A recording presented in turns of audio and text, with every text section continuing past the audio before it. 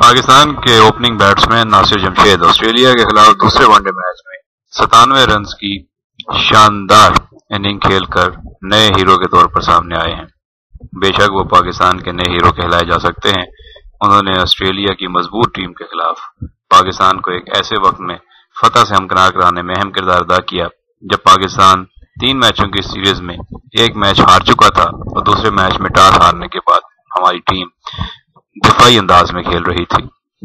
ناصر جمشید نے اپنی جارحانہ اور پر اعتماد بیٹنگ سے آسٹریلین بولرز کو دباؤ میں لے لیا اور پاکستانی بیٹنگ لائن کو نفسیاتی دباؤ سے باہر نکالا اور 249 رنز کا ہدف پاکستانی ٹیم نے بآسانی 3 وکٹوں کے نقصان پر حاصل کیا اور 7 وکٹوں کی اس فتح میں ناصر جمشید بے شک پاکستان کے ہیرو تھے۔